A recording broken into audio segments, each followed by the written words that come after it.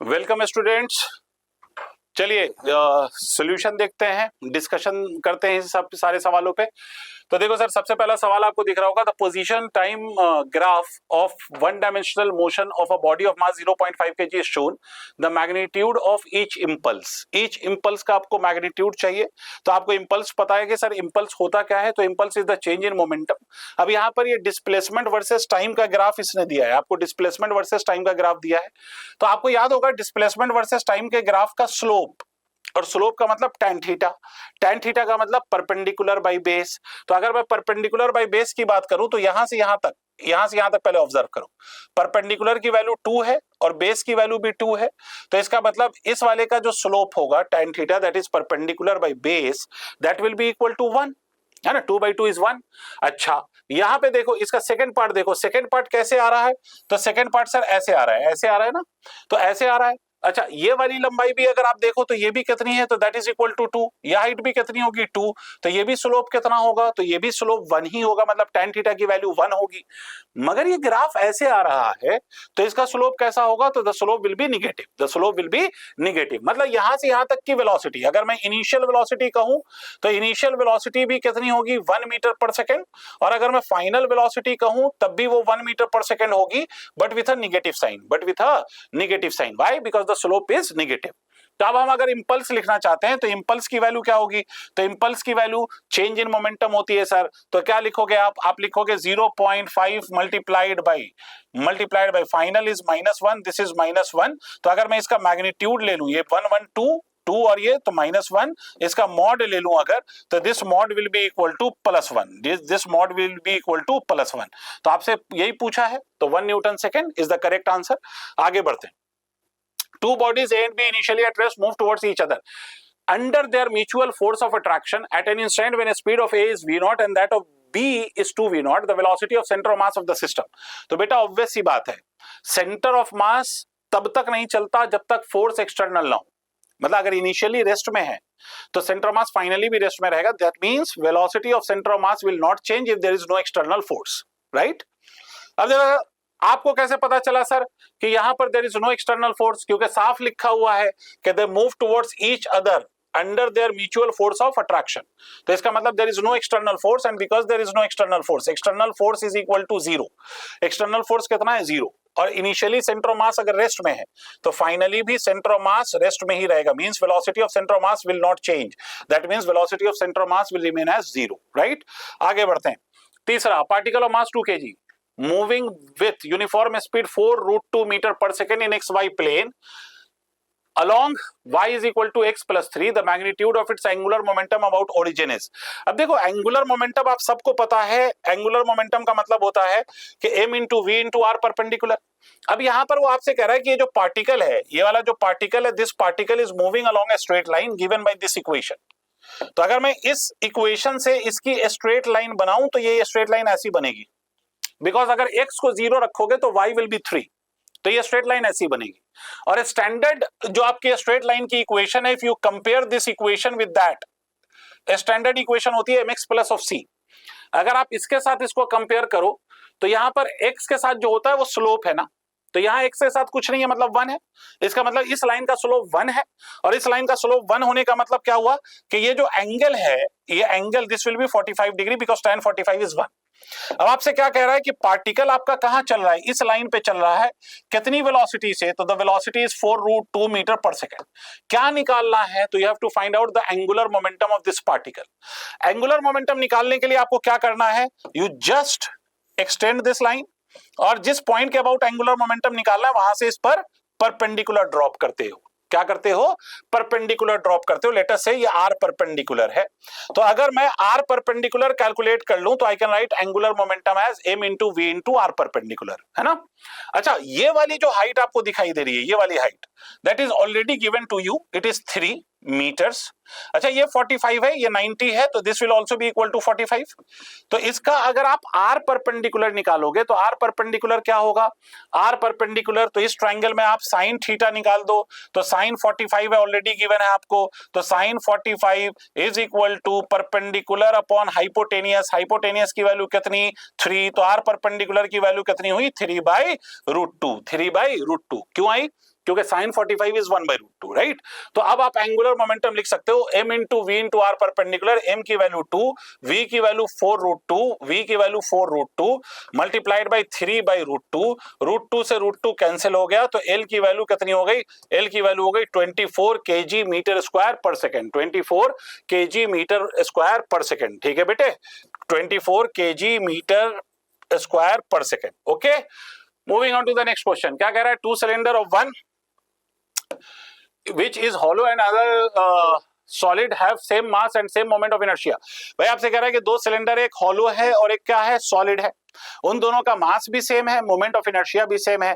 तो आप सबको मालूम है कि हॉलो का moment of inertia mr square होता है, रेडियाई अलग अलग है, तो एक के रेडियस को मैं r1 ले लेता हूं, और सॉलिड का जो मोमेंट ऑफ इनर्शिया होता है वो होता है mr square divided by 2, m दोनों के लिए सेम है, तो सीधा आपको नजर आ रहा है कि r1 अपॉन r2 करोगे तो 1/√2 आएगा, एक बहुत सिंपल सा सवाल, तो this will be equal to 1/√2, right.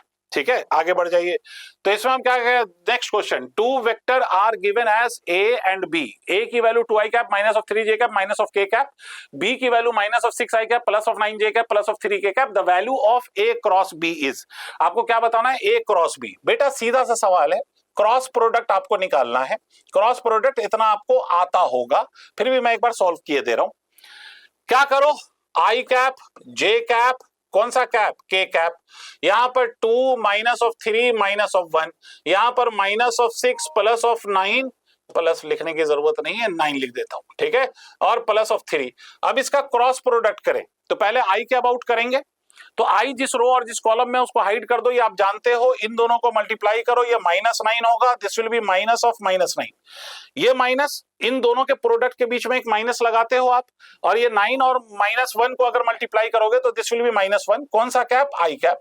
Alternate sign change होता है, पहले टर्म से पहले प्लस है तो उसके बाद क्या आएगा, उसके बाद आएगा माइनस, ठीक है, माइनस के बाद जे वाला, तो जे वाला क्या हो जाएगा, 6 माइनस ऑफ -6, तो this will B plus of 6, कौन सा कैप, जे कैप, उसके बाद प्लस ऑफ के, तो ये वाला टर्म हाइड कर दो, तो ये कितना हो जाएगा, 18 minus of minus will become plus, तो 18, कौन सा कैप, के कैप, तो this whole result will be equal to what, 0, तो this will be equal to 0। Clear है, आई होप आपको समझ में आ गया। Next question, 2 masses 6 kg and 4 kg are connected by an ideal string passing over a smooth pulley fixed at the ceiling. The magnitude of acceleration of center of mass, center of mass का acceleration पूछा है, क्या कहा है उसने कि भाई ये पुली है, ये एक ब्लॉक है, ये दूसरा ब्लॉक है, इन दोनों ब्लॉक को आपने ऐसे अटैच कर रखा है ना, और ये pulley is fixed to the ceiling.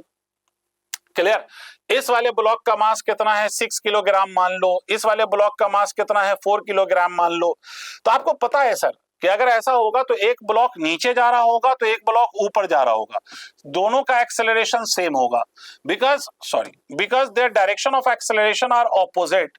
तो एक एक्सेलरेशन को पॉजिटिव कहोगे तो दूसरे को निगेटिव कह लेना, लेकिन एक बात तो क्लियर है, मैग्नीट्यूड वाइज दोनों बराबर होंगे, magnitude wise both will be same, है ना। अब एक्सेलरेशन निकाल लो पहले, तो क्यों, क्योंकि हमें ultimately acceleration of centre of मास निकालना है।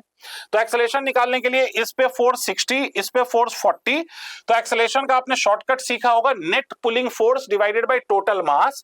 तो यहां से आप लिख सकते हो 60 minus of 40 divided by total mass 6 plus 4, तो ये हो जाएगा 20/10, that will be equal to 2 metre पर सेकेंड स्क्वायर। अब आपको क्या लिखना है, you have to find out the value of acceleration of centre of मास।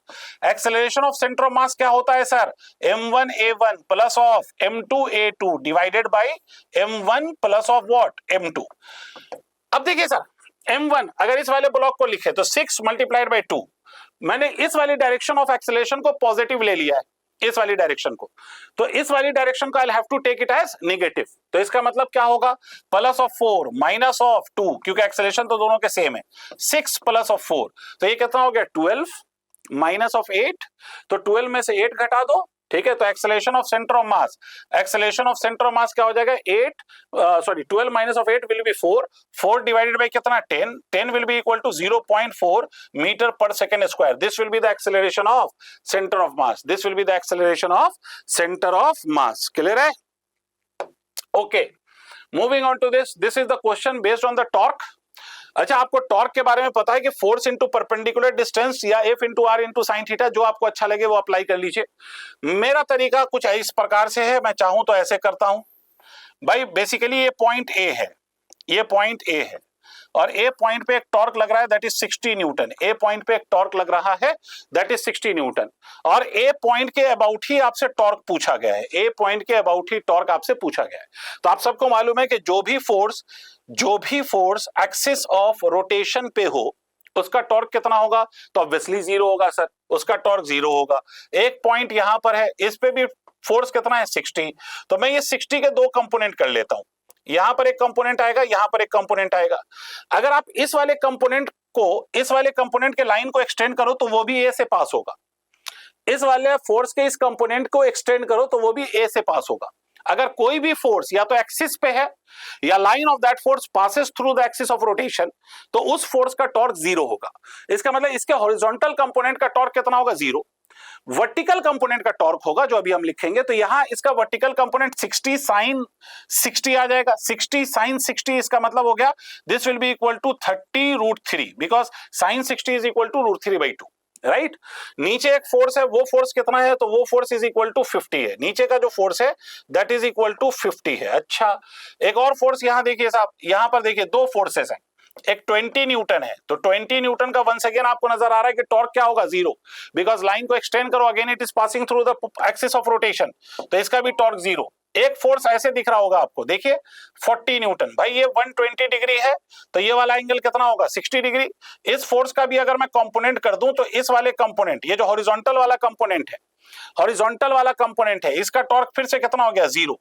सिर्फ और सिर्फ किसका कंपोनेंट टॉर्क आएगा, वर्टिकल वाले कंपोनेंट का। किसका कंपोनेंट आएगा, सॉरी टॉर्क आएगा वर्टिकल वाले कंपोनेंट का। तो 40 sin 60, sin 60 मतलब √3/2, इसका मतलब कितना हो गया 20√3। तो टॉर्क आएगा इस वाले का, टॉर्क आएगा इस वाले का और टॉर्क आएगा इस वाले का। There are 3 forces due to which you will get the torque. बाकी फोर्सेस का torque will be zero because they are passing through the axis of rotation. Clear. तो आप देखो सर, इस वाले के लिए, इन दोनों फोर्स के लिए जो ये डिस्टेंस है वो L/2 है और इस वाले फोर्स के लिए, ये वाला जो फोर्स है, ये वाला, इस वाले के लिए जो ये डिस्टेंस है वो L है। अब आप टॉर्क की डायरेक्शन देखिए और लिख दीजिए, है ना। तो इस वाले टॉर्क की अगर मैं डायरेक्शन देखूं, इस वाले की, तो ये R, ये तो टॉर्क बाहर, इस वाले के लिए टॉर्क अंदर, इस वाले के लिए टॉर्क फिर से बाहर, तो दो टॉर्क बाहर की तरफ और एक टॉर्क अंदर की तरफ। तो नेट टॉर्क अबाउट ए अगर आप लिखोगे तो क्या लिखोगे, 30√3 मल्टीप्लाइड बाय इसका डिस्टेंस, परपेंडिकुलर डिस्टेंस L/2 और L की वैल्यू 4 है, तो कितना हो जाएगा 2।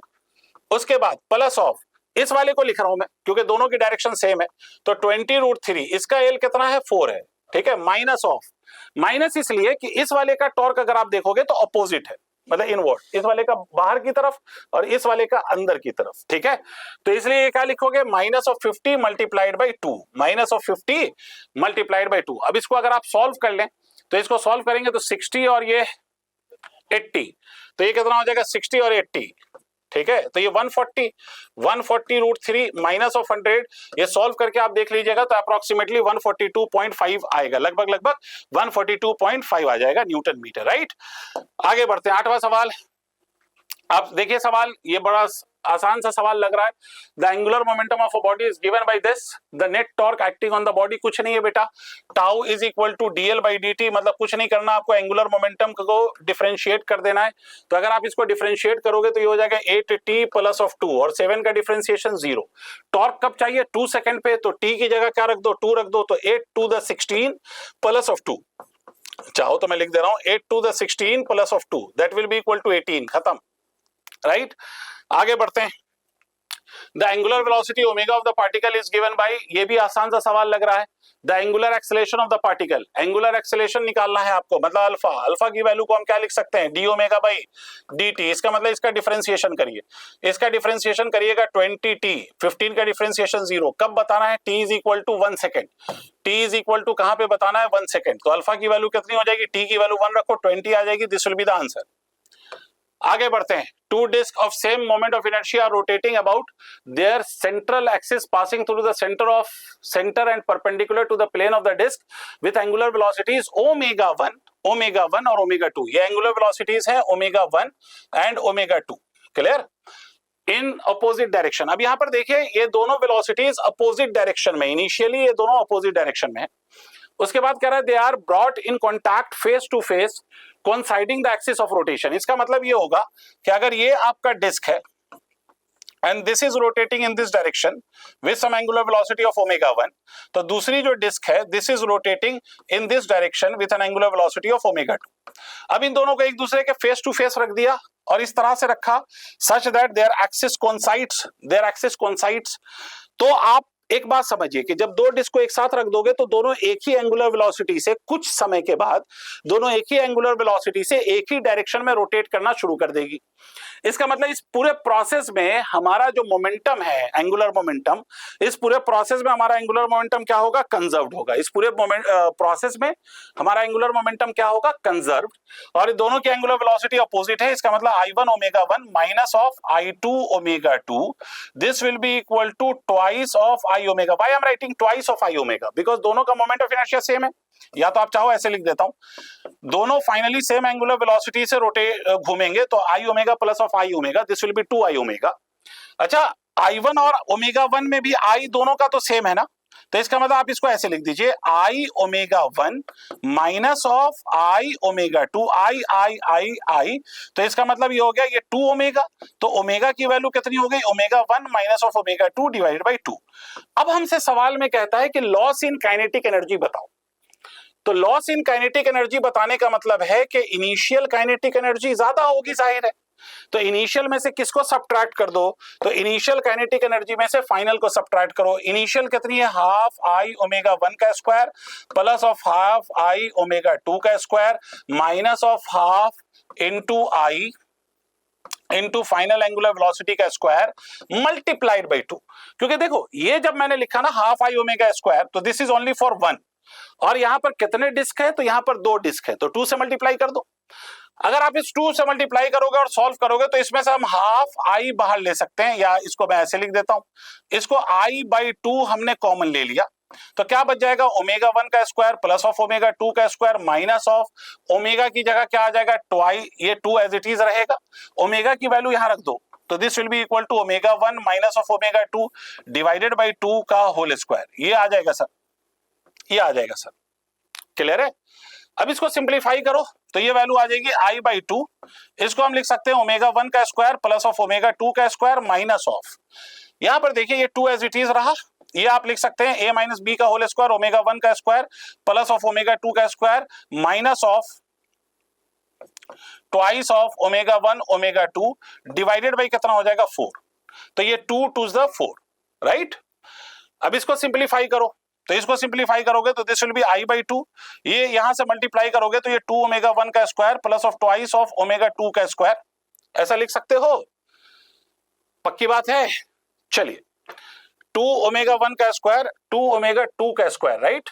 अब इसके बाद क्या है? यहां देखिए सर, यहां मल्टीप्लाई कर दिया, माइनस ऑफ ओमेगा 1 का स्क्वायर माइनस ऑफ, ये ओमेगा 2 है सॉरी, ओमेगा 2 का square plus of twice of omega 1 omega 2 divided by कितना? तो डिवाइडेड बाई 2, ये 2 इधर से मल्टीप्लाई होगा तो this will be equal to I by 4। यहां अगर तुम ध्यान से देखो तो 2 omega 1 square minus of omega 1 square will be omega 1 का स्क्वायर, 2 ओमेगा 2 का स्क्वायर माइनस ऑफ ओमेगा 2 का स्क्वायर विल बी ओमेगा 2 का square plus of twice of omega 1 omega 2, ठीक है? और ये फॉर्मूला आप जानते हो कि this is a plus b का whole square, means it is omega 1 plus omega 2 का होल स्क्वायर। इसका मतलब this final answer is I by 4 multiplied by omega 1 plus of omega 2 का होल स्क्वायर, राइट? तो आप देख लीजिए कौन सा आंसर है, I by 4 omega 1 plus of omega 2 का होल स्क्वायर। मेरे हिसाब से तो ये आंसर है। आगे बढ़ते हैं। The mass m1 and m2 are attached at the ends of a light rod of length L. The moment of inertia of the system about an axis perpendicular to the rod and passing through the center of mass. Perpendicular to the rod and passing through the center of mass. दो particles हैं, एक particle का मास m1, एक particle का मास m2, और इन दोनों के बीच की दूरी कितनी है? L है। m2 की वैल्यू आपको ऑलरेडी गिवन है तो डायरेक्टली वैल्यू पुट कर देते हैं 2m, और m1 की भी वैल्यू आपको गिवन है तो डायरेक्टली वैल्यू पुट कर देते हैं m। क्लियर है? अब इसके बाद देखिए सर, आपसे कह रहा है कि इनके सेंटर ऑफ मास, तो आप सबको मालूम है कि centre of mass will be closer to the body of heavier mass, तो सेंटर ऑफ मास इसी के पास होगा। मान लो इसकी दूरी मैं यहां से R2 मान लेता हूं, तो यहां से इसकी दूरी मैं R1 मान लेता हूं।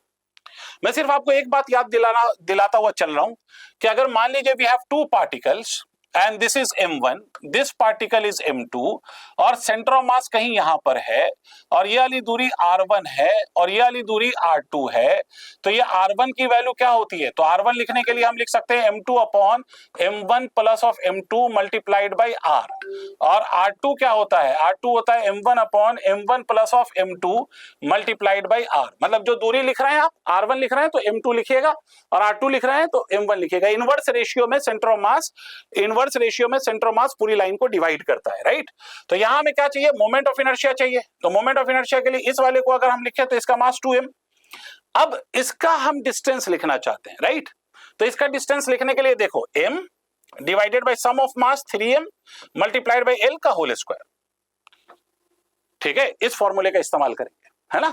इसी तरह से इसका लिखना चाहते हैं तो m है इसका मास और इसके लिए ये डिस्टेंस कैसे लिखोगे? तो इस डिस्टेंस को लिखने के लिए इसका उल्टा वाला मास लिख दो। मतलब इसका लिख रहा है डिस्टेंस तो ये वाला मास लीजिए। तो 2m upon 3m multiplied by l का होल स्क्वायर। अब इसको सॉल्व कर दीजिए तो आपको यहां से दिख रहा होगा m से m सन्नाटे में चला गया, ये कितना हो जाएगा? l square by 9। तो ये होगा 2m l square by 9 plus of m से m सन्नाटे में चला गया तो ये कितना हो गया? 4 ml square by 9, right. 4 ml square by 9। तो 4 2 6 तो 6 ml स्क्वायर बाई 9 तो 2 ml square by 3, 2 ml square by 3। देखो कहीं आंसर है क्या? यहां है। चलो आगे बढ़ते हैं। नेक्स्ट क्वेश्चन आपसे कह रहा है कि uniform rod of P Q hinged at P, यहां पर हिंज्ड है भाई, इस पॉइंट के अबाउट ये रोटेट करेगा, इस पॉइंट के अबाउट ये क्या करेगा? रोटेट। कब? जब ये रस्सी कटेगी। आपसे सवाल में कह रहा है पढ़ लो आप सवाल, और आपने पढ़ा भी होगा अगर आपने टेस्ट दिया है तो। ये रस्सी जब कटेगी तो आपसे पूछा जा रहा है कि what is the value of angular acceleration. तो कोई रॉकेट साइंस नहीं है, जैसे ये रस्सी कटेगी यहां पर जो m है, मतलब mg the force that will make the rod rotate about it's and. And के अबाउट ये क्या करेगा? रोटेट कर देगा इस रॉड को। तो क्या होगा सर? इसमें अल्फा कैसे निकालोगे? तो दो तरीके से। टॉर्क का फॉर्मूला हम जानते हैं, फोर्स इंटू परपेंडिकुलर डिस्टेंस, और टॉर्क का फॉर्मूला हम जानते हैं I इंटू अल्फा। तो यहां क्या लिखेंगे? mg multiplied by l by 2 is equal to I मतलब moment of inertia, moment of inertia end के अबाउट, क्योंकि एंड के अबाउट ही रोटेट कर रहा है। तो जिस एक्सिस के अबाउट टॉर्क लिखते हैं उसी एक्सिस के अबाउट मोमेंट ऑफ इनर्शिया भी लिखते हैं। तो ml square by 3 into alpha. तो अब यहां से सॉल्व कर लो, m से m कट जाएगा, एक l से एक l कट जाएगा, तो अल्फा की वैल्यू क्या हो जाएगी? 3g by 2l, 3g by 2l। मेरे हिसाब से तो यही आएगा, 3g बाई 2l। आगे बढ़ते हैं। इसमें कह रहा है a cross b a dot b के बराबर है, then the value of a plus b, magnitude of a cross b। तो बेटा magnitude of a cross b क्या होता है? A B sine theta. ये आपसे कह रहा है कि a डॉट b के बराबर है, मतलब ए बी कॉस थीटा के बराबर है। ए बी से ए बी छम छम, तो मतलब साइन थीटा किसके बराबर है? कॉस थीटा के बराबर है। और ये कब हो सकता है? जब थीटा की वैल्यू कितनी हो? 45 डिग्री हो। जब थीटा की वैल्यू कितनी हो? 45 डिग्री। या फिर ऐसे नहीं समझ में आए तो साइन थीटा कॉस थीटा को इधर ले आओ, तो sine theta by cos theta will become tan theta. Tan theta की वैल्यू 1 आ रही होगी, तो 1 कब आएगी टेन थीटा की वैल्यू? जब थीटा 45 हो। अब जब आपको थीटा पता चल गया तो वेक्टर सम करना है, बस सीधा सीधा आपको वेक्टर सम। आप जानते ही हो कि a प्लस बी का अगर मुझे मैग्नीट्यूड निकालना है तो क्या करोगे? Under root of a square plus of b square plus of twice of a b cos 45, cos of 45 ये करना है। cos 45 की वैल्यू कितनी होती है भाई? 1/√2। सॉल्व करके देखो तो ये वाला आंसर आ जाएगा। क्लियर है? आगे बढ़ते हैं। The work done by the gravity on a body moving upward. ये तो बहुत आसान सा सवाल है कि बॉडी जो ऊपर जा रही है उस पर ग्रेविटी का वर्क डन। तो बॉडी ऊपर जा रही है, ग्रेविटी हमेशा नीचे लगती है, तो फोर्स और डिस्प्लेसमेंट अपोजिट डायरेक्शन में, और अपोजिट डायरेक्शन में तो वर्क डन कैसा आएगा? वर्क डन निगेटिव आएगा भाई। आगे बढ़ते हैं। आपसे कह रहा है कि a is equal to I cap plus of 2j cap plus of 5k cap, और b vector is equal to I cap plus of 5j cap plus of 7k cap. Then the projection of a on b would be. a का projection किस पे चाहिए अपने को? b पे। बेटा जब भी प्रोजेक्शन की बात हो इसका मतलब है कंपोनेंट चाहिए। किसका कंपोनेंट? किसका कंपोनेंट चाहिए? a का। किस पर चाहिए? b पे। तो कंपोनेंट का मतलब एक वेक्टर का कंपोनेंट दूसरे वेक्टर पे का मतलब होता है डॉट प्रोडक्ट। ठीक है, मतलब क्या करो आप जानते हो कि dot product a dot b is written as magnitude of a magnitude of b cos theta. हमें चाहिए ए का प्रोजेक्शन, मतलब ए का कंपोनेंट, और ए का कंपोनेंट कुछ और नहीं है बल्कि ए कॉस थीटा है, और ए कॉस थीटा का मतलब हो गया A dot B divided by what, तो divided by magnitude of B. याद रखिएगा ये बी के ऊपर वेक्टर नहीं लगाया मैंने, मतलब मैग्नीट्यूड। अब ए कॉस थीटा की वैल्यू चाहिए आपको, तो ए कॉस थीटा की वैल्यू चलिए ए डॉट बी करते हैं, I dot I will be equal to 1 plus 2j और 5j, तो कितना हो गया 10 प्लस 5k 7k कितना हो गया 35 divided by under root of magnitude चाहिए ना बी का, तो बी का मैग्नीट्यूड 1 का स्क्वायर प्लस ऑफ 5 का स्क्वायर प्लस ऑफ 7 का स्क्वायर, राइट। तो 35 और 10 कितना हो गया 45 प्लस ऑफ 1 46।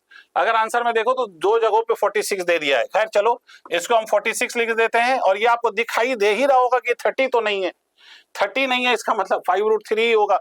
वैसे भी आपको दिख रहा है 49 प्लस ऑफ 25 74 प्लस ऑफ 1, तो 5√3 आ जाएगा, 75 आएगा ये पूरा, तो इसको हम लिख सकते हैं 5√3। आगे बढ़ते हैं। A stone of 100 gram falling from a height of 500 meter hits the ground with a speed of 80 meter per second। 100 ग्राम मास है, हाइट 500 मीटर है, 80 मीटर पर सेकंड से जाके धरती से टकराता है। The work done by the air friction. देखो बेटा जब भी ऐसा सवाल हो भाई, जब आप हाइट पे हो तो आपके पास जो एनर्जी है that energy will obviously be gravitational potential energy, और जस्ट आप जब स्ट्राइक करने वाले हो तो आपकी ग्रेविटेशनल पोटेंशियल एनर्जी 0 है, तो you will be only having kinetic energy. कौन सी एनर्जी होगी? Kinetic energy, right. तो अगर ग्रेविटेशनल पोटेंशियल एनर्जी इस हाइट पे और काइनेटिक एनर्जी यहां दोनों बराबर नहीं है, इसका मतलब एनर्जी का लॉस हो रहा है, और एनर्जी का लॉस कौन कर रहा है? तो एयर का रेजिस्टेंस ही कर रहा होगा। तो कभी भी ऐसा सवाल हो कुछ नहीं करना, दोनों एनर्जी का डिफरेंस निकाल लो, उतना ही वर्क होगा due to the resistive force, ठीक है। तो रेजिस्टिव फोर्स का वर्क डन हमें निकालना है, और वो यहां पर रेजिस्टिव फोर्स कौन है? एयर फ्रिक्शन है। तो इसका वर्क डन निकालने के लिए क्या करो? कुछ नहीं, mgh की वैल्यू लिखो, तो 100 divided by 1000 because it is in gram, multiplied by g की वैल्यू कितनी? 10 multiplied by h is equal to 500 minus of half, m की value 100 divided by what 1000 multiplied by what v का square that is 80 का square. Solve करिए, तो solve करिएगा ये वाला टर्म कैंसिल हो जाएगा, this will be equal to 500 minus of ये 2 0 से छमछम हो जाएगा, तो ये कितना हो गया 1/20 मल्टीप्लाइड बाय 6400, राइट। ये 0 से ये 0 कैंसिल, तो ये हो गया 320, तो ये वैल्यू कितनी हो जाएगी 500 minus of 320 that will be equal to 180 joule, ठीक है। 180 जूल, माइनस साइन इंडिकेट कर रहा है कि it is the loss obviously. दूसरे तरीके से आप ये भी कह सकते हो कि ये एनर्जी डिक्रीज हो रही है, तो फाइनल माइनस इनिशियल कर देते आप, तब भी माइनस 180 आ जाता। आगे बढ़ते हैं साहब, आगे देखिए क्या है सवाल भाई। सवाल देखिए, force of 10 plus of 4x Newton acts on a particle moving in a straight line on x axis. The work done by this force during the displacement from x is equal to 0 to x is equal to 1 metre. ये बहुत simple सवाल है, और मुझे पूरी उम्मीद है कि आपको ये सवाल पता है भाई कि फोर्स वेरिएबल है which is varying with x, इसका वर्क डन निकालना है 0 से 1 के बीच में। तो आप सीधा सीधा जानते हो work done will be written as f dx। f की वैल्यू कितनी 10 प्लस ऑफ 4x और dx, ठीक है। इंटीग्रेशन कहां से कहां तक होगा? x की लिमिट 0 से 1, इसका इंटीग्रेशन करो, बीच में प्लस साइन, तो 10 dx भी लिख सकते हो आप इसको 0 से 1, प्लस ऑफ इसको क्या लिख सकते हो 4x dx, कहां से कहां तक? 0 से 1 तक, ठीक है। तो 10 dx की वैल्यू कितनी हो जाएगी? 10 dx की वैल्यू हो जाएगी 10x 0 से 1 plus of 4 into x square by 2, कहां से कहां तक? 0 से 1, ये 2 2 4, तो ये कितना आ जाएगा 10 प्लस ऑफ ये आ जाएगा 2 into x square will upper limit 1 हो जाएगा माइनस ऑफ लोअर लिमिट, तो this will be equal to 12, तो आंसर इज 12 जूल। सिंपल सा सवाल है ये, सिंपल सा बेसिक सा सवाल वर्क डन पे, ओके। असर्शन फ्रिक्शन ऑलवेज, देखो भाई क्वेश्चन देखो, अच्छा खासा क्वेश्चन है, मतलब लेंदी सा, मतलब असर्शन रीजन है भाई। आपने ये क्वेश्चन मेरे हिसाब से करा भी होगा, करा है भाई, करा है। चलिए आगे बढ़ते हैं। अब ये स्टेटमेंट अगर आप पढ़ें कि friction always decreases the speed of the body, assertion है। रीजन क्या है? Friction always opposes the motion of the body. अब सोच के देखिए कि फ्रिक्शन स्पीड सिर्फ घटाता थोड़ा ही है, फ्रिक्शन स्पीड को बढ़ाता भी है। आई बात समझ में? फ्रिक्शन एक ऐसा फोर्स है जो ये चाहता है कि जो दो सरफेस आपस में कांटेक्ट में, वो हमेशा कांटेक्ट में रहें, इनके बीच में कोई रिलेटिव स्लिपिंग ना हो, ठीक है? मतलब there must not be any relative motion between the surfaces of the two bodies in contact, है ना? मतलब रिलेटिव मोशन को अपोज करता है, मोशन को नहीं। क्लियर? इसका मतलब यहां पर असर्शन भी गलत दिख रहा है, रीजन भी गलत दिख रहा है। इसका मतलब both assertion and reason are wrong because friction always opposes relative motion, it does not opposes motion, and friction does not always decreases speed, it can also increase the speed.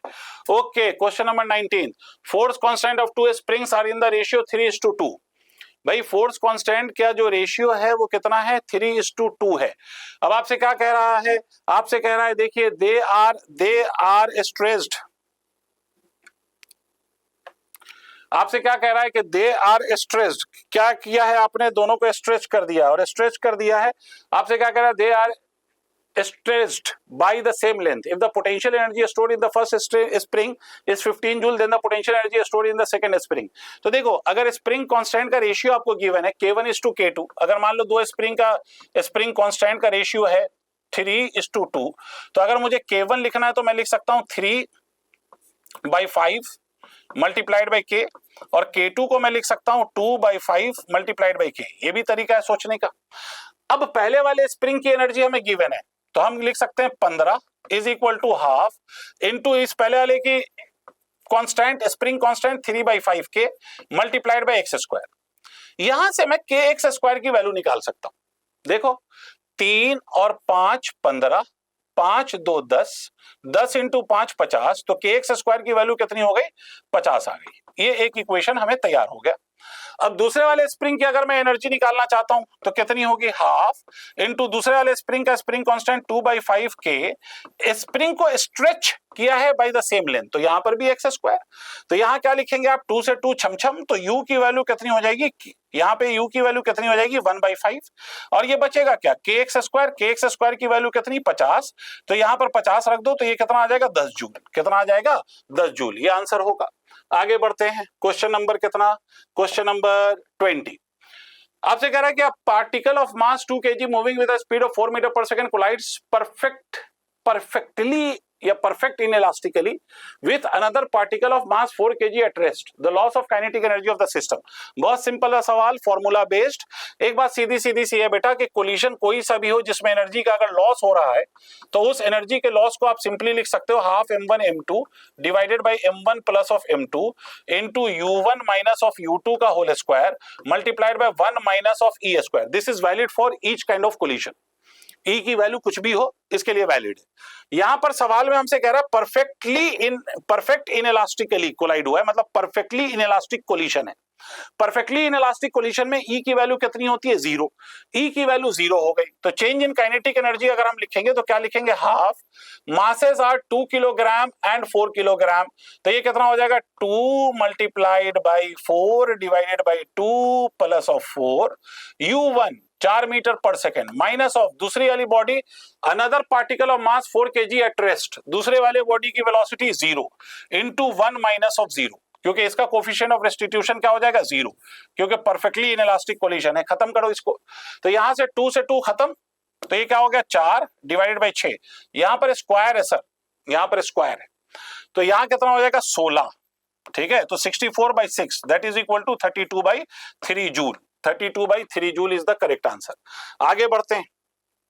Next भाई, block of mass, ये भी सवाल आप देख रहे होगे कि ये बहुत सिंपल सा सवाल है कि a block of mass 10 kilogram is displaced by 10 metre towards right by the application of force F as shown in the figure, the work done by the force। तो कुछ नहीं करना, डिस्प्लेसमेंट इधर हो रहा है तो उधर ही फोर्स ले लो।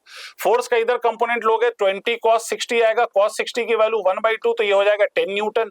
तो वर्क डन की वैल्यू कितनी हो जाएगी? वर्क डन की वैल्यू हो गई force multiplied by displacement is also 10, मतलब 100 joule is the work done. बिल्कुल सिंपल है सवाल, बिल्कुल सिंपल है सवाल, हर बच्चे ने सॉल्व कर दिया होगा, सबने करेक्टली सॉल्व किया होगा, सबका सोल्यूशन एकदम बिल्कुल करेक्ट होगा। अरे हाँ ना बोलो भाई, हाँ ना बोलो भाई। ठीक है, अब देखिए इस सवाल को, देखिए इस सवाल में वो आपसे कह रहा है कि 2 ब्लॉक्स हैं, 2 ब्लॉक्स, एक का मास कितना है? तो one is of mass 0.5 kg, another one is of mass 4.5 kg। ये 2 ब्लॉक्स हैं, इनके मासेस आपको गिवन है।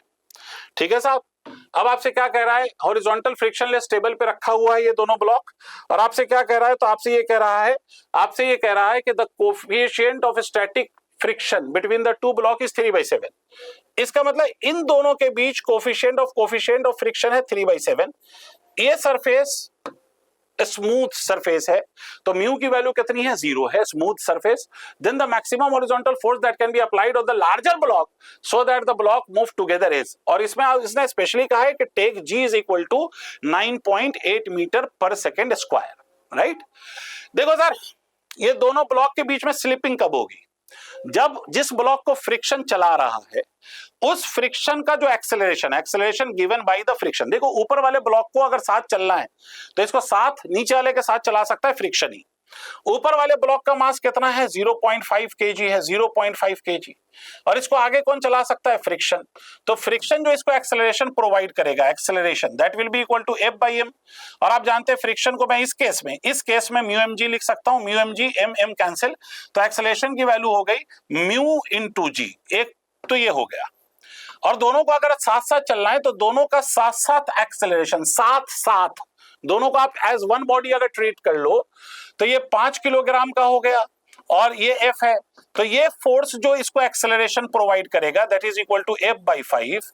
ये आपका एक्सेलरेशन इस एक्सेलरेशन से या तो छोटा होना चाहिए या बराबर हो सकता है। मैक्सिमम पूछा है तो मतलब मैं ये कह सकता हूं ये वाला एक्सेलरेशन इस वाले एक्सेलरेशन से बराबर होना चाहिए। दैट मींस दोनों को साथ चलने की कंडीशन क्या है कि F/5 must be equal to mu into ji.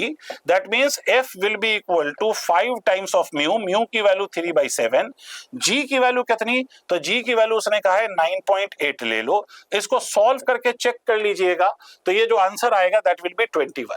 Clear है, आगे बढ़ते हैं साहब। ये in a conservative field the potential energy U as a function of position x is given as U is equal to x square plus of x plus of 3। ये आपको potential energy given है।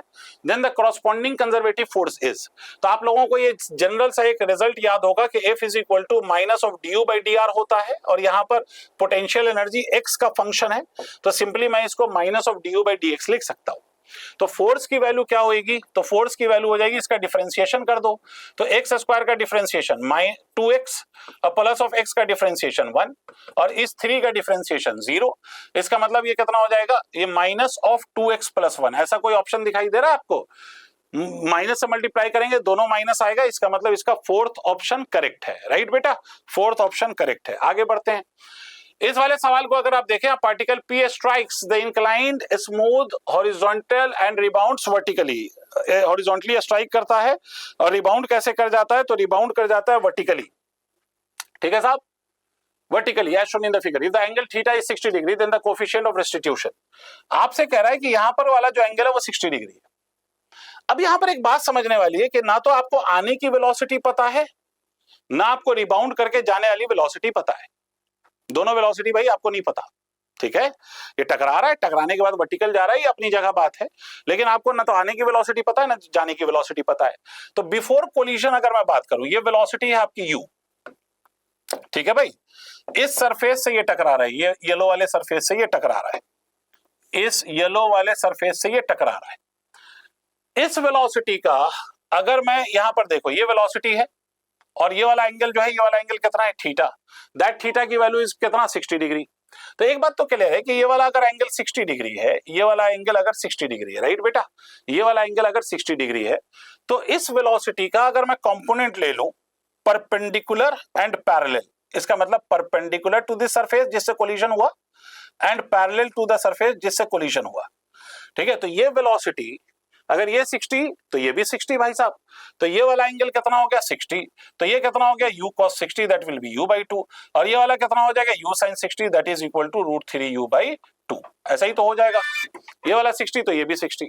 अब आपसे क्या कह रहा है कि कोलिजन के बाद ये कैसा हो जाता है, वर्टिकल हो जाता है। तो कोलिजन के बाद अगर ये वर्टिकल हो जाता है तो वर्टिकल जब ये गया होगा तो विद सम वेलोसिटी गया होगा। अब इसकी वेलोसिटी क्या है ये अपने को पता नहीं है, ठीक है, तो इसको v मान लेते हैं। इसको भी मैं रिजॉल्व कर देता हूं, perpendicular to the surface and parallel to the surface, right, perpendicular to the surface and parallel to the surface. अब इसमें एक बात देखो, आपसे कहा गया कि ये वाला एंगल 60 है तो ये वाला एंगल भी 60 है। ये वाला एंगल कितना है? तो ये वाला एंगल 30 है। ठीक है, तो अब ये वाला एंगल कितना होगा? तो ये वाला एंगल फिर से 60 होगा। तो ये कितना होगा? v cos 60, v cos 60 मतलब v/2, और ये कितना होगा? v sin 60, तो v/60 मतलब √3 v/2। ऐसा लिख सकता हूं मैं, देख लीजिए, देख लीजिए, सब कुछ क्लियर है। मुझे v और u का रिलेशन चाहिए, तो ये ऐसा लिख सकता हूं ना मैं। तो आप देखिए सर, यहां से आप लोगों को मालूम है कि जब भी कोलिशन होता है तो common tangential direction, and this is the common tangential direction, this is the common tangential direction. Common tangential direction में momentum always remains conserved. Common tangential direction में मतलब आपकी जो वैल्यू ऑफ वेलोसिटीज है वो सेम होती है। क्लियर? तो मैं ये कह सकता हूं सर कि u/2 in the common tangential direction, this must be equal to √3 v/2। इसका मतलब ये 2 से 2 कट गया, तो यहां से मैं लिख सकता हूं u is equal to √3 times of v। Coefficient of restitution हमेशा कॉमन नॉर्मल डायरेक्शन में लगाया जाता है, और कॉमन नॉर्मल डायरेक्शन देखो, जिस सरफेस से कोलिजन हो रहा है वो सरफेस तो खुद रेस्ट में है, पहले भी रेस्ट में है, बाद में भी रेस्ट में है। तो अगर आप कॉमन नॉर्मल डायरेक्शन में वेलोसिटी देखेंगे आफ्टर द कोलिजन, तो दैट इज v/2, और before the collision that is equal to √3 u/2। इसका मतलब 2 से 2 कैंसिल हो जाएगा, v डिवाइडेड बाय ये कितना आ जाएगा? √3 टाइम्स ऑफ u, और u को हम कितना लिख सकते हैं? √3 टाइम्स ऑफ v। तो यहां से v से v कैंसिल हो जाएगा, तो √3 into √3 this will be equal to 1/3। तो कोफिशिएंट ऑफ रेस्टिट्यूशन की वैल्यू कितनी आ गई? 1/3। कोफिशिएंट ऑफ रेस्टिट्यूशन कितना आ गया? 1/3। राइट बेटा, कोई दिक्कत? चलिए साहब आगे बढ़ते हैं। नेक्स्ट क्वेश्चन,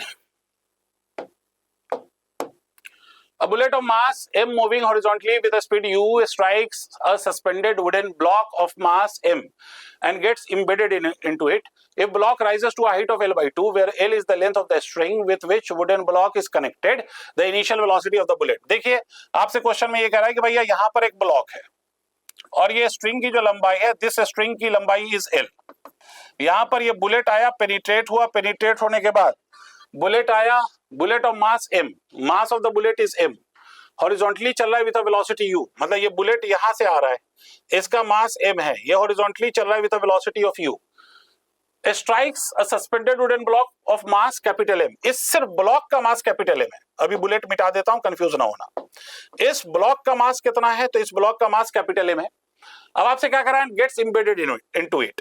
तो आप देखिए जब बुलेट इसके अंदर पेनिट्रेट होगा और इसी के अंदर समा जाएगा, तो जाहिर सी बात है bullet plus block as a system both will rise. और क्वेश्चन ने आपसे कहा है कि दोनों कितने हाइट से राइज हो रहे हैं, तो the height through which this system rises is l/2। तो आपसे क्या पूछा गया? The initial velocity of the bullet, bullet की इनिशियल वेलोसिटी पूछी गई है। तो देखो सर, यहां पर after the bullet is penetrated, यहां पर और यहां पर बुलेट के पेनिट्रेट होने के बाद, या इस सिचुएशन और इस सिचुएशन की अगर मैं बात करूं, तो यहां एनर्जी को मैं कंजर्व कर सकता हूं। राइट, एनर्जी को कंजर्व कर सकते हो? हां सर कंजर्व कर सकते हो। राइट, अच्छा दूसरी बात, एनर्जी को कंजर्व तो हम कर ही सकते हैं। दूसरी बात, यहां से ये पूरा सिस्टम अगर मान लो v वेलोसिटी से ऊपर जाएगा, ठीक है, तो हम मान लेते हैं, इसकी वैल्यू मेरे को चाहिए मगर अभी मान लिया, तो हम क्या लिखेंगे?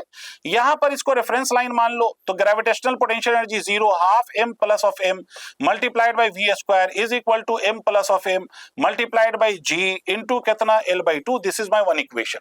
तो यहां से यहां ये छम छम, तो इस वैल्यू को हम लिख सकते हैं v स्क्वायर, 2 से 2 भी सन्नाटे में, तो v स्क्वायर की वैल्यू कितनी हो गई? gl। पहला पार्ट, v स्क्वायर की वैल्यू कितनी हो गई? gl।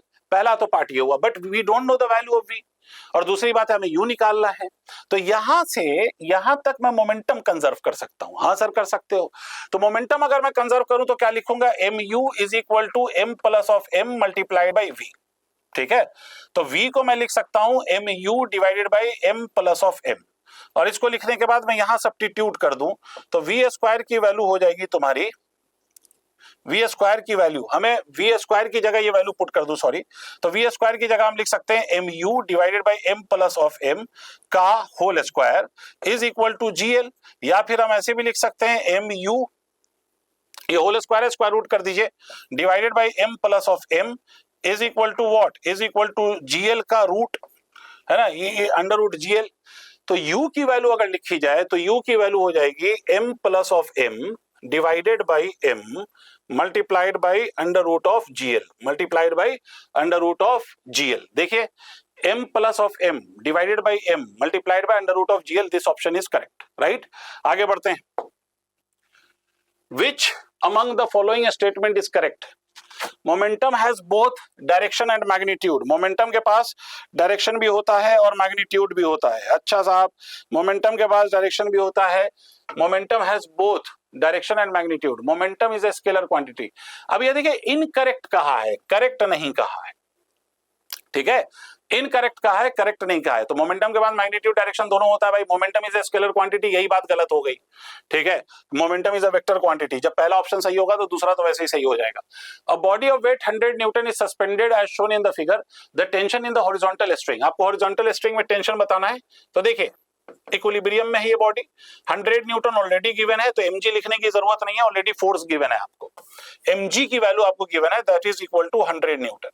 यहां पर कुछ टेंशन मान लीजिए T1, यहां पर कुछ टेंशन मान लीजिए T2। तो आप सबको मालूम है कि ऐसे क्वेश्चन को सॉल्व करने के लिए आप क्या करोगे, आप इस पॉइंट पे इक्विलिब्रियम की कंडीशन लगा दो। तो अगर आप इस पॉइंट पे इक्विलिब्रियम की कंडीशन लगाओगे तो यहां पर आपको दिखाई दे रहा है T1, यहां पर आपको दिखाई दे रहा है 100 और यहां पर आपको दिखाई दे रहा है T2। T2 का एंगल वर्टिकल के साथ 60 है, ये वाला एंगल 60 हो जाएगा यहां पर, ये वाला एंगल 60 हो जाएगा यहां पर। तो T2 cos 60 का मतलब हो गया T2/2 और ये कितना हो जाएगा √3/2 टाइम्स ऑफ T2। अब यहां से सॉल्व कर दीजिए आप पहला पार्ट यहां से आप लिख सकते हो T2/2 is equal to 100 in the vertical direction. तो T2 की वैल्यू कितनी हो गई 200। हॉरिजॉन्टल डायरेक्शन में आप क्या कह सकते हो, T1 is equal to √3/2 multiplied by T2। T2 की जगह क्या लिख देंगे 200, तो T1 की वैल्यू कितनी हो गई 100√3, तो T1 की वैल्यू कितनी हो जाएगी 100√3, राइट बेटा, T1 की value 100√3। Okay, moving on to the next question. A toy car is running northward and suddenly turns eastward with the same speed to avoid a collision. ठीक है भाई, the force that acts on the toy car is frictional force along east, frictional force along south east, frictional force along south, frictional force along north. अब देखिए एक toy car है, वो चल रहा है northward and suddenly turns eastward, इसका मतलब ऐसे जा रहा है भाई और ऐसे मुड़ गया, तो ऐसे मुड़ गया, तो भाई देखो जिधर मुड़ जाएगा उधर फोर्स नहीं होता, हमेशा याद रखो इनके रिजल्टेंट जो होगा उसकी तरफ होगा, ठीक है। तो रिजल्टेंट क्या आएगा भाई साहब, रिजल्टेंट जो आएगा इसका वो किधर होगा, तो अगर इस पे फोर्स देखो, ये अचानक इधर को रोक के इधर घुमा रहा है ना इसको, तो इसका मतलब है कि ये साउथ ईस्ट की तरफ जाएगा। आगे बढ़ते हैं, देखिए sir, two blocks of masses 5 kg and 10 kg are suspended with the help of light inextensible string as shown in the figure. The whole system is going upward with a uniform velocity 2 metre पर second. देखिए साहब velocity से जा रहा है, velocity से जा रहा है, इसलिए स्यूडो वीडो का कोई मसला ही नहीं है, सिंपल सवाल है फिर, ठीक है। The tension T1 and T2 are respectively, tension की वैल्यू बतानी है T1 और T2 की, कोई रॉकेट साइंस नहीं है भाई। यहां पर अगर आप देखोगे तो T1 ये 10 तो 10 तो 100, यहां पर T2 तो यहां पर भी T2 और साथ साथ mg।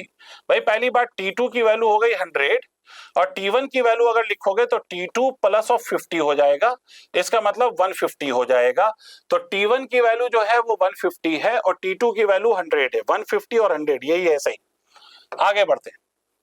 A cyclist bend inwards while taking a circular turn, a cyclist जो है वो बेंड करता है, किधर बेंड करता है inward, while taking a circular turn। तो आपसे क्या कह रहा है, आपसे कह रहा है reduce apparent weight, reduce friction, reduce speed, generate required centripetal force.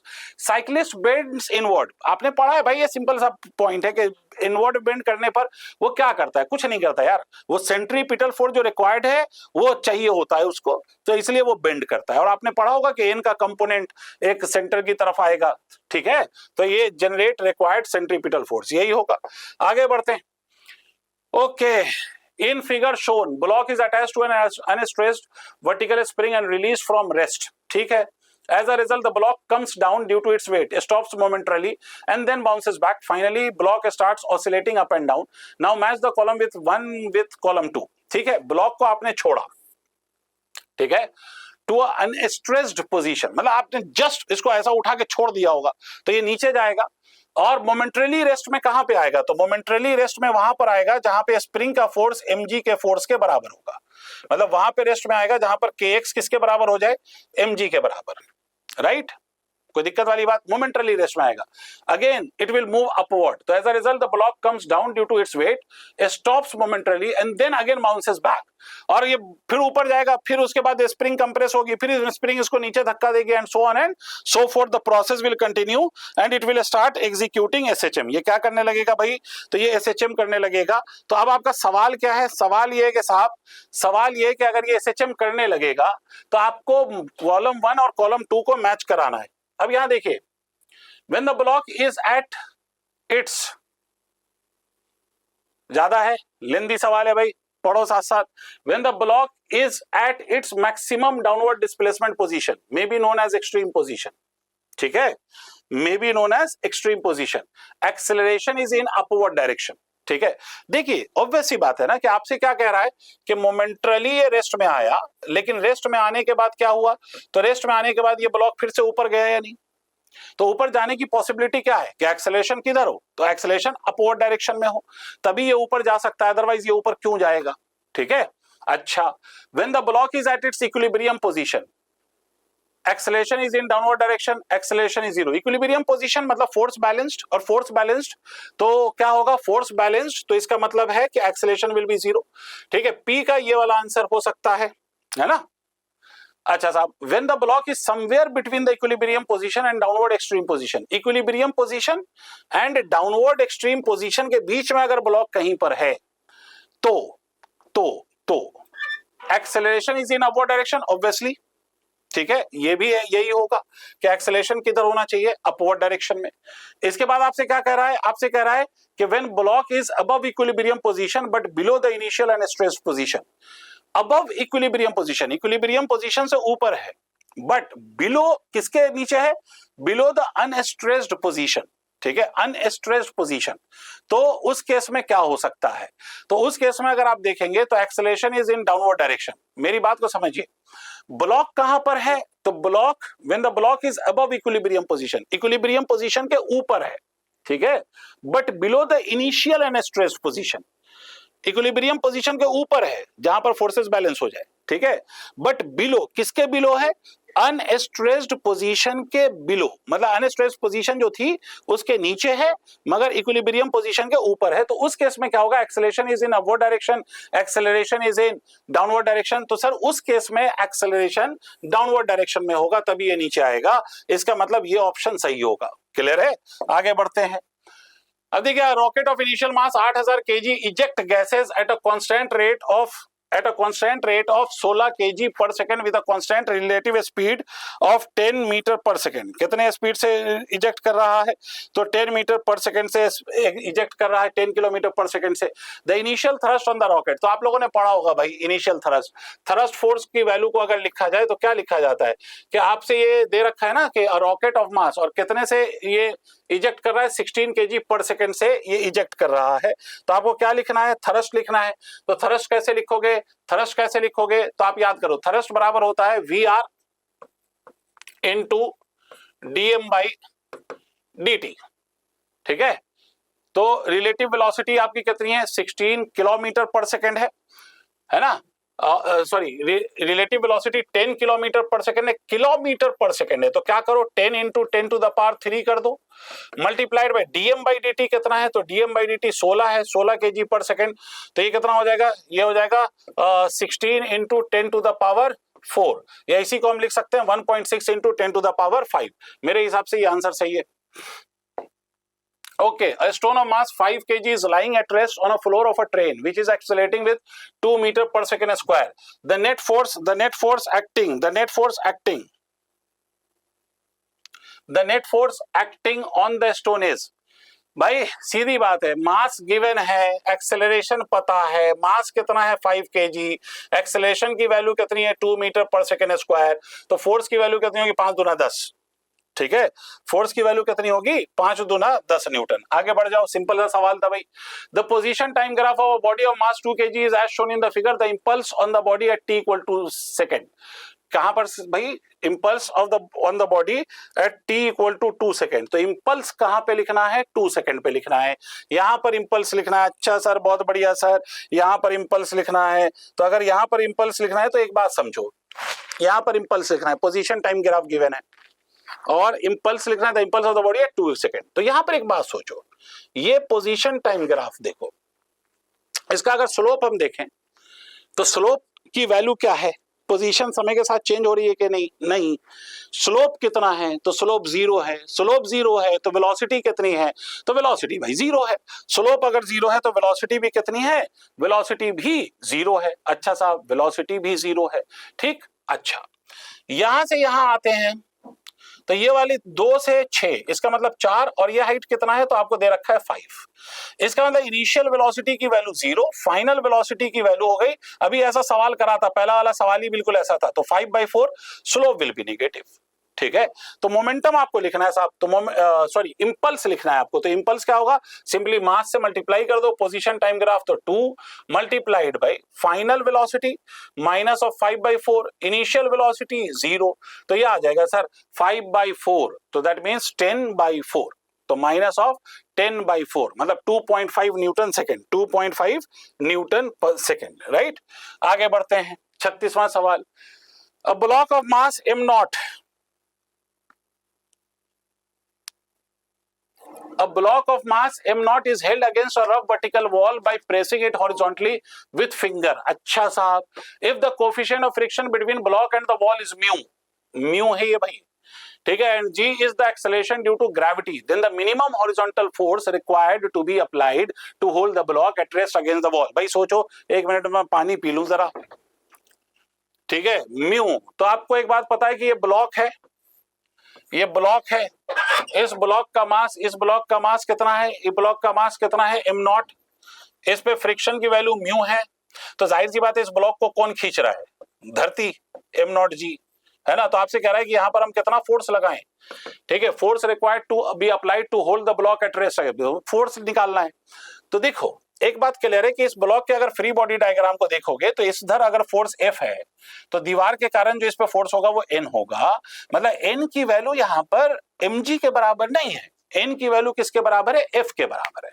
अच्छा, इसको रोकने का काम कौन करेगा, तो रोकने का काम दीवार में ऊपर की ओर फ्रिक्शन करेगा।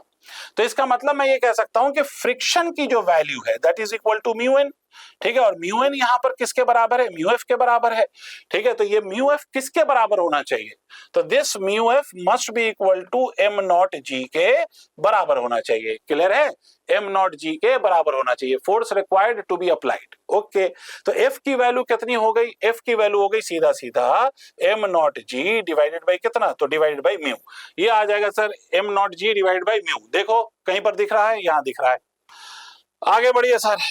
ओके भाई साहब, a circular track of radius 300 meter is banged at an angle of 15 degree, the coefficient of friction आपको गिवन है, बाकी सब कुछ गिवन है। आपसे कह रहा है wheels of a race car and the road is 0.8, the optimum speed of the race car to avoid wear and tear on its side. देखो बैंक्ड रोड है मगर वियर एंड टियर नहीं चाहिए, तो वियर एंड टियर नहीं चाहिए, इसका मतलब म्यू की वैल्यू 0, फ्रिक्शन से हमें मतलब नहीं है। तो यहां पर अगर ये नहीं चाहिए तो v की वैल्यू सीधा सीधा किसके बराबर होती है, R G tan theta. Wear and tier नहीं चाहिए तो ये फॉर्मूला लगता है सर, वियर एंड टियर नहीं चाहिए, ये फॉर्मूला लगता है, और ये फॉर्मूला आप लगाइए तो v की वैल्यू कितनी हो जाएगी, v की वैल्यू हो जाएगी, r की वैल्यू आपको गिवन है, कहां है, r is equal to 300, g की वैल्यू आप 10 ले लीजिए, और आप tan 15 डिग्री की वैल्यू 0.27 ले लीजिए, सॉल्व कर दीजिए and you will get the answer, solve कर दीजिए, you will get the answer, right.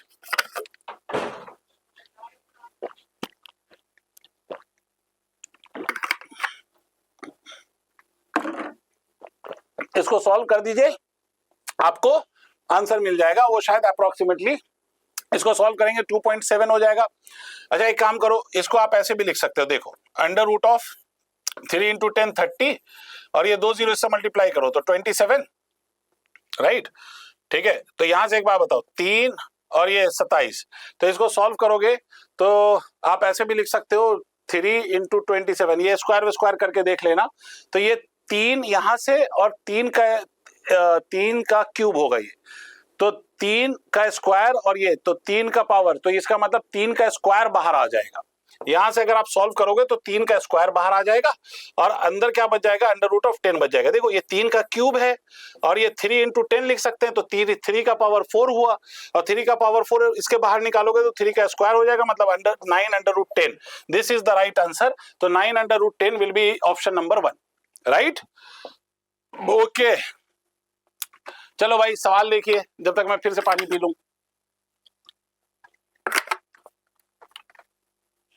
A body of mass 1 kg is moving according to the law इतना, the force acting on a body at time t equal to 2 second. भाई x की value given है, कुछ नहीं करो, x की value 5t plus of 4t square plus of 6t cube ये given है और आपको मास भी गिवन है।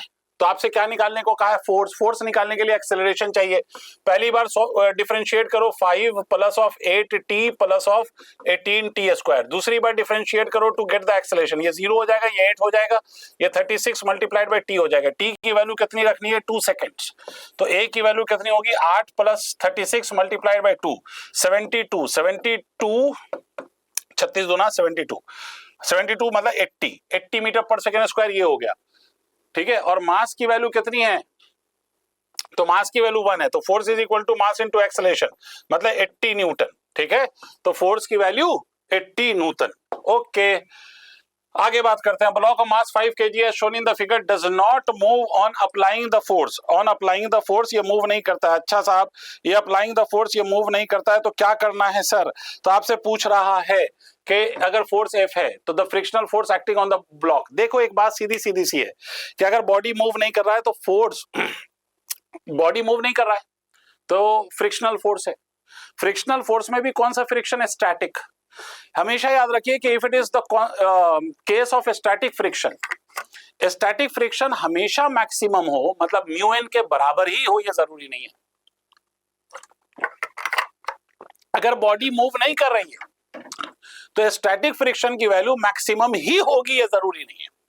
बट स्टैटिक फ्रिक्शन इतना जरूर होगा कि वो मूव करने वाले फोर्स को अपोज कर सके।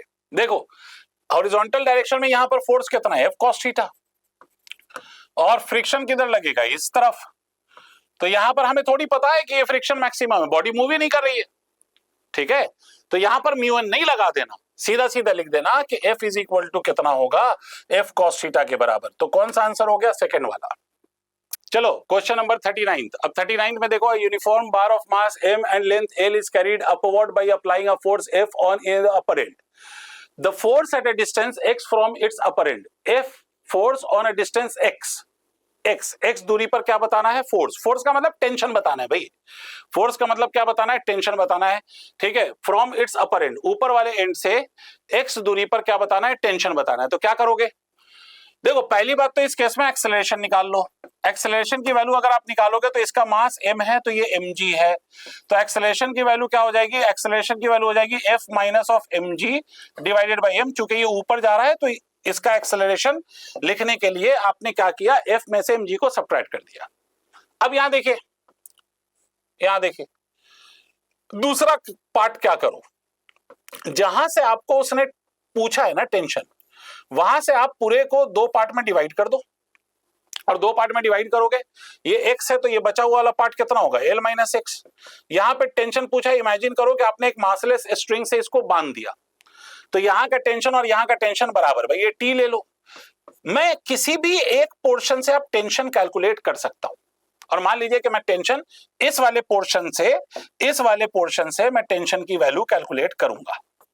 तो इस वाले पोर्शन से अगर मुझे टेंशन कैलकुलेट करना है तो इस पे नीचे की ओर फोर्स कितना होगा, तो इसका वेट, इस वाले पार्ट का वेट कितना होगा, तो m by L multiplied by L minus of X multiplied by G. इस वाले पार्ट का तो यही होगा। और ऊपर की ओर कितना है, तो ऊपर की ओर जो फोर्स लग रहा है वो t है, नीचे की ओर जो फोर्स लग रहा है वो इतना है, और ये एक्सेलरेट किधर कर रहा है, तो इट इज एक्सेलरेटिंग अपवर्ड। तो क्या लिख सकता हूं मैं इस पे लिख सकता हूं t minus of m by l into l minus of x multiplied by g. This is equal to mass into acceleration, mass of this part m by l into l minus of x multiplied by acceleration, और acceleration आप पहले ही निकाल चुके हो f minus of mg divided by m, ठीक है साहब, ये एक्सेलरेशन आप पहले ही निकाल चुके हो। इस वाले टर्म को उधर लेके चले जाओ और फर्दर आप सॉल्व करना। तो t इज इक्वल टू कितना हो जाएगा, m by L into L minus of X multiplied by G. इस वाले टर्म को इधर ले आइए तो प्लस ऑफ, यहां से आप चाहिए तो क्या कर सकते हैं, आप m से m चाहिए तो कैंसिल कर सकते हैं, l minus of X divided by L into F minus of M G. अब इसको आपको सॉल्व करना है, ठीक है, इसको आपको सॉल्व करना है। तो जब आप इसको सॉल्व करोगे then you will get the result, और इसका जो रिजल्ट आएगा ना वो रिजल्ट आपको कितना आएगा, f इंटू ये पहला वाला ही आएगा, f into L minus X divided by L. ये मेथड है, ये आप इसको सॉल्व कर लेना, you will get the answer. Okay, moving on to the next. A body of mass 2 kg is subjected to a force whose variation with the displacement, whose variation with the displacement. इसका जो variation है वो किसके साथ given है आपको, displacement के साथ, ठीक है साहब। और X is shown in the figure. The block moves along a straight line under the influence of the force. The change in its kinetic energy when the body moves from X is equal to 0. देखो, ये force और displacement का graph है। पूछ क्या रहा है, पूछ रहा है काइनेटिक एनर्जी का चेंज। क्या पूछ रहा है, काइनेटिक एनर्जी का चेंज पूछ रहा है। एक बात सीधी सीधी सी याद रखिए, काइनेटिक एनर्जी का चेंज का मतलब वर्क डन, काइनेटिक एनर्जी के चेंज का मतलब वर्क डन, और कुछ नहीं मतलब वर्क डन निकालना है, इसका मतलब है इसका वर्क डन निकालना है, वही काइनेटिक एनर्जी का चेंज है। और फोर्स और डिस्प्लेसमेंट का ग्राफ हो अगर, तो उसका वर्क डन क्या होता है, वर्क डन होता है area under the graph, area under graph, area under graph. कहां से कहां के बीच में पूछ रहा है वो, तो वो पूछ रहा है x इज इक्वल टू 0 से x इज इक्वल टू 3 के बीच में, मतलब ये पार्ट, ये पार्ट, ये पार्ट। और इसको अगर आप ध्यान से देखो तो it is nothing but trapezium, ये वाला पार्ट और ये वाला पार्ट पैरेलल है। इसकी लंबाई कितनी है, 1 है। तो वर्क डन या काइनेटिक एनर्जी का change will be equal to half of sum of parallel side, मतलब हाफ इंटू 3 प्लस ऑफ यहां से यहां तक 1 मल्टीप्लाइड बाय हाइट। हाइट की वैल्यू कितनी है, 10, तो 10, तो ये कितना हो गया, 5, 5 4 20, तो इसका मतलब 20 joule, this will B 20 joule. आगे बढ़ते हैं, यहां देखिए, if a body starts its motion along a smooth track from P as shown in the figure, then its velocity at R will be, R कहां है भाई, यहां है, ये यहां है। हमें क्या चाहिए, यहां पर की वेलोसिटी चाहिए। बेटा ये सिंपल सा मैकेनिकल एनर्जी कंजर्वेशन का सवाल है। क्या करेंगे आप यहां से स्टार्ट कर रहा है, यहां पर वेलोसिटी 0 है, तो यहां पर आप क्या लिखेंगे, m into G into H.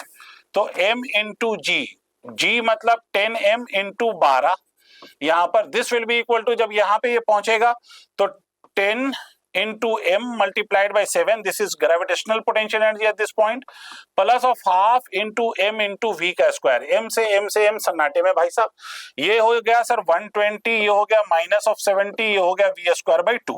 120 में से 70 गया 50, 7 4 11 7 5 12, तो v स्क्वायर बराबर कितना हो गया, 100। तो v की वैल्यू कितनी हो गई साहब, तो v की वैल्यू हो गई 10 मीटर पर सेकेंड, v की वैल्यू हो गई 10 मीटर पर सेकेंड। ओके सर, v की वैल्यू हो गई 10 मीटर पर सेकेंड सर।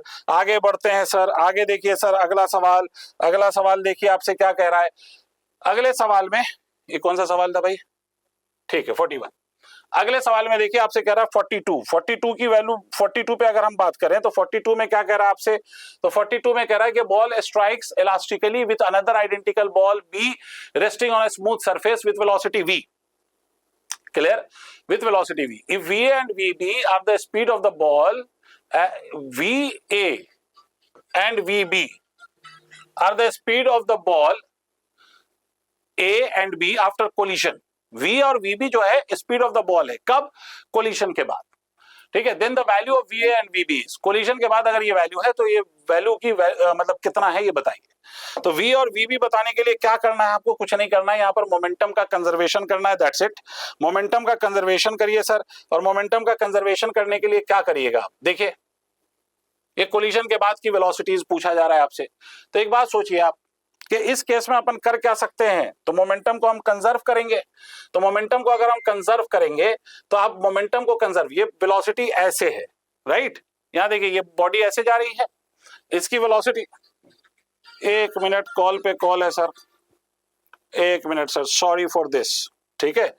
ये वाली वेलोसिटी कितनी है, 30 डिग्री। अब यहाँ देखिए जब ये कोलिशन होगा तो आप ये मान लीजिए कि ये बॉडी ऐसे जा रही है और ये वाली जो बॉडी है ऐसे जा रही है। और कोलिशन कैसा है सर, अगर आप ध्यान से देखो तो कोलिशन के बारे में आपसे क्या कहा है, आइडेंटिकल बॉल्स है, और कोलाइड भी कैसे करते हैं, इलास्टिकली। तो अगर आइडेंटिकल बॉल है और इलास्टिकली कोलाइड करते हैं तो अगर ये एंगल्स गिवन होना, ये अल्फा होता है और ये बीटा होता है, तो अल्फा प्लस बीटा का जो सम होता है वो सम हमेशा 90 डिग्री होगा। इस केस में ये जो सम आएगा वो कितना आएगा, 90 डिग्री। कितना आएगा सम, 90 डिग्री, राइट। तो यहां पर ये ऐसे, ये वाला एंगल 30 डिग्री, तो ये वाला एंगल कितना होगा, ये वाला एंगल कितना होगा, 30 डिग्री, राइट। ये वाला एंगल 30, तो ये वाला एंगल भी कितना होगा, 30 डिग्री। इसका मतलब आप ये कह सकते हो कि यहां पर सर अगर आप इस वाली वैल्यू को देखो, ये वाली वैल्यू, तो ये वाली वैल्यू कितनी है, तो ये वाली वैल्यू 30 डिग्री है, तो दूसरी वाली वैल्यू कितनी होगी, तो दूसरी वाली वैल्यू 60 डिग्री होगी, और एक वैल्यू 30 है तो दूसरी वाली वैल्यू कितनी हो जाएगी, 60 डिग्री। तो मतलब अगर ये वाली वैल्यू बीटा की वैल्यू 30 है तो इसकी वैल्यू इसकी वैल्यू कितनी हो जाएगी, 60। तो ये VA और ये क्या हो जाएगा, VB। तो इस केस में कुछ नहीं करना है, टेंजेंशियल कंपोनेंट इक्वेट कर देना है। तो क्या लिखिएगा आप लिखिएगा VA, ठीक है। ये टेंजेंशियल कोलिशन ऐसे हुआ है तो टेंजेंशियल कंपोनेंट ऐसे आएगा, तो मतलब क्या आएगा, VA sin 60 is equal to VB sin 30। क्या कर दीजिए, VB times of sine of 30 कर दीजिए। अब VA और VB का रेशियो ले लीजिए, तो अगर आप VA और VB का रेशियो लेंगे तो ये कितना आ जाएगा, तो this will be equal to 1:√3, ठीक है। VA और VB का रेशियो ले लेंगे तो कितना आ जाएगा, 1/√3 विल बी द रिजल्ट। आपको बात समझ में आ गई भाई, सीधी बात है। इलास्टिक कोलिशन है, एक एंगल कितना है, 30 डिग्री, ठीक है, तो दूसरा एंगल ऑटोमेटिकली कितना होगा, 60 डिग्री। क्यों होगा, क्योंकि अल्फा प्लस बीटा का सम, अल्फा प्लस बीटा का सम कितना होता है, तो अल्फा प्लस बीटा का सम 90 डिग्री होता है। तो उससे आप ये कर सकते हो। आगे बढ़ते हैं, यहां देखिए, a particle is moving along x axis under the conservative forces, its potential energy ux varies with x coordinate as shown in the figure। तो आपको बताना है, the force is negative at, बस भाई कुछ नहीं करना, पोटेंशियल एनर्जी वर्सेस x का ग्राफ है और इसका जो स्लोप होता है वही फोर्स बताता है। तो आपसे कह रहा है, वो क्या पूछ रहा है, varies with X coordinate as shown in the figure.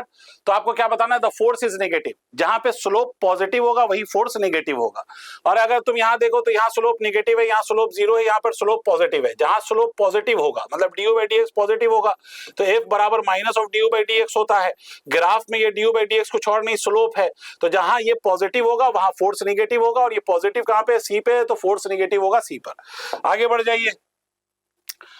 Okay, 1 meter of uniform rope of length 3 meter is hanging over the edge of a smooth table as shown in the figure.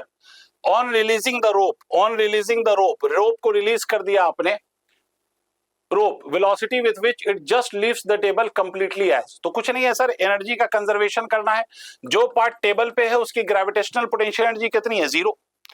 जो part hanging है उसका gravitational potential energy लिखने का, जितना part वो hang कर रहा है उसका सेंटर ऑफ मास ले लीजिए।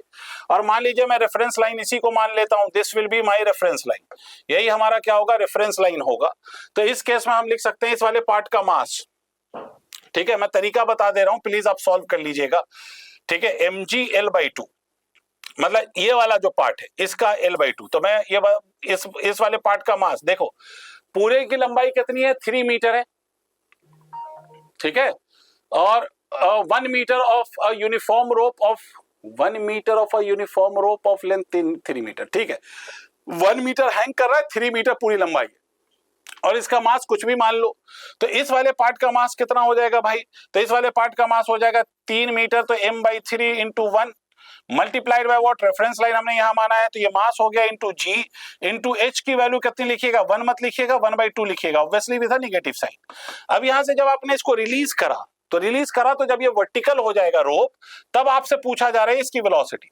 तो जब वर्टिकल हो जाएगा, ये रोप वर्टिकल हो गया, तो आप क्या लिखेगा, आप लिखेगा minus of m into G into कितना, इसका सेंटर ऑफ मास, तो कितना लिखेगा 3/2, प्लस ऑफ कितना लिखेंगे, plus of half into mv², plus of half into m/v²। Minus क्यों लगा रहा हूं ग्रेविटेशनल पोटेंशियल एनर्जी में, माइनस इसलिए लगा रहा हूं क्योंकि रेफरेंस लाइन ऊपर लिया है तो इसमें नीचे है माइनस, तो ये माइनस ऑफ 10 डिवाइडेड बाई 6, इसको इधर ले आओ, plus of 30 divided by 2 is equal to v²/2, 2 2 3, ठीक है, 2 2 3। तो ये कितना हो जाएगा 90 में से 10 गया, तो ये कितना हो गया 80/3 इज इक्वल टू v²।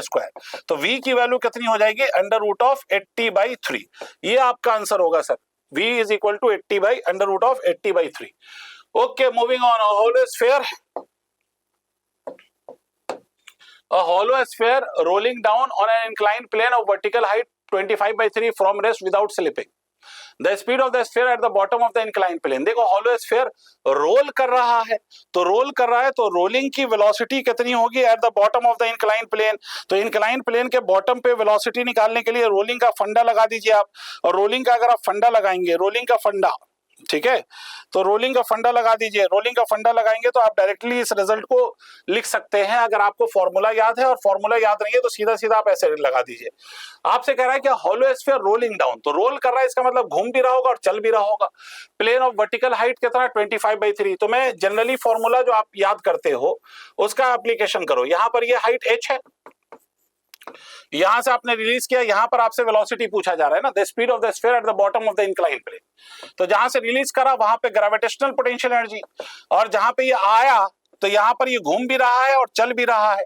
तो आप क्या लिखिएगा, half into I into omega square rotational kinetic energy, जिसको आप क्या लिख सकते हो, एम के square into V square by R square. ये मैंने क्या लिखा है, ये मैंने लिखा है रेडियस ऑफ गायरेशन के टर्म्स में मोमेंट ऑफ इनर्शिया. और ये V square by R square plus of कितना, plus of half into M into V का स्क्वायर.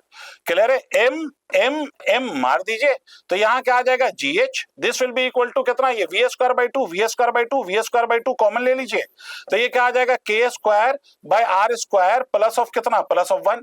तो यहां से आप क्या लिख सकते हो, तो यहां से आप लिख सकते हो, देखो वी स्क्वायर, तो वी इज इक्वल टू आप लिख सकते हो under root of 2gh divided by 1 plus of K square by R square. ये आपका जनरल फॉर्मूला होता है वेलोसिटी का, राइट. ये आपका जनरल फॉर्मूला होता है वेलोसिटी का. और ये जनरल फॉर्मूला वेलोसिटी का आप लिख के आप इसमें मोमेंट ऑफ इनर्शिया जो भी है वो लगा दीजिए. 2 इंटू 10 मल्टीप्लाइड बाई ये कितना है भाई 25 by 3 divided by 1 plus of K square. Sphere का अगर आप रेडियस ऑफ गायरेशन की बात करेंगे तो स्फीयर का मोमेंट ऑफ इनर्शिया कितना होता है भाई साहब, 2/5 mr स्क्वायर. और ये कितना हो जाएगा, m times of K square. m से m कट गया तो के स्क्वायर की वैल्यू कितनी हो गई, तो के स्क्वायर की वैल्यू हो गई 2r स्क्वायर बाई 5. तो ये r स्क्वायर से r स्क्वायर कैंसिल हो जाएगा. फर्दर आप इसको सॉल्व कर लीजिए, you will get the right answer, right. Okay, the angular acceleration of a flywheel having a moment of inertia 100 kg meter square. angular acceleration आपको given है 100 kg meter square. आपसे क्या पूछ रहा है, when a torque of 10 Newton meter is applied. okay, 100 kg meter square इसका moment of inertia है, torque की वैल्यू कितनी है 10 Newton meter on the flywheel. तो आपसे क्या पूछा जा रहा है, एक्सेलरेशन बताना है. कौन सा वाला, एंगुलर एक्सेलरेशन. बिल्कुल आसान सा सवाल.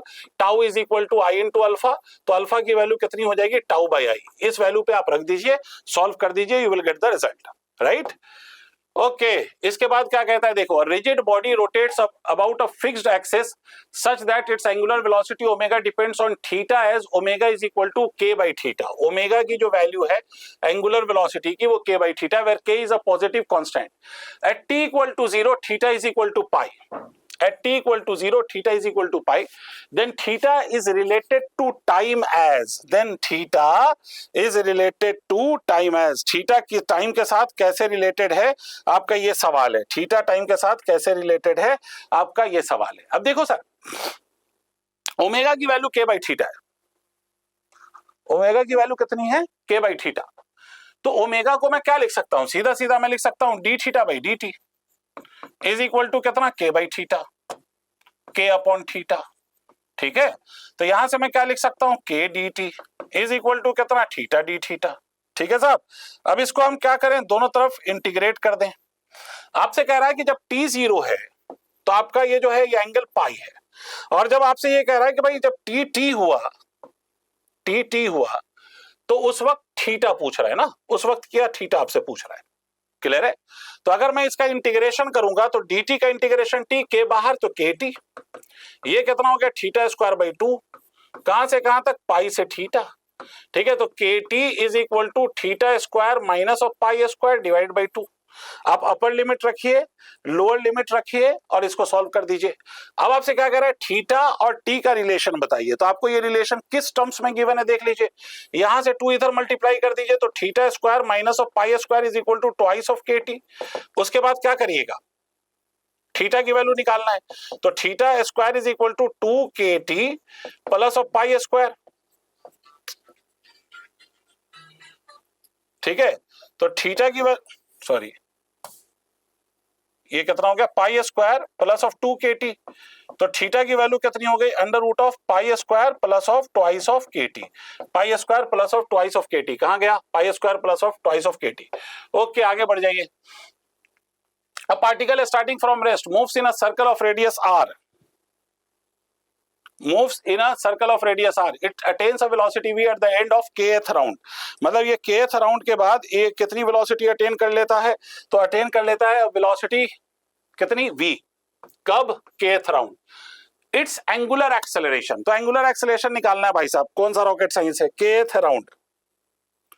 ठीक है, velocity कितनी attain कर लेता है भाई, कहां गया, v, v is the velocity, और रेडियस कितना है, तो रेडियस की वैल्यू कितनी है, तो रेडियस की वैल्यू है r। तो आपको निकालना क्या है, तो आपको निकालना क्या है, it's angular acceleration, angular acceleration निकालना है। तो एक बात समझो, kth राउंड के बाद इसकी वेलोसिटी v हो जाती है, और रेडियस कितना है, रेडियस r है, तो ओमेगा को हम ऐसे लिख सकते हैं, ओमेगा बराबर v बाई r, पहली बात। ठीक है, अच्छा, और आपसे कह रहा है कि particle starting from rest moves in a circle of radius r, it attains a velocity v at the end it's angular acceleration assume constant angular acceleration. भाई इसने मेंशन कर दिया कि एंगुलर एक्सेलरेशन कांस्टेंट है, तो इक्वेशन ऑफ मोशन लगा दो।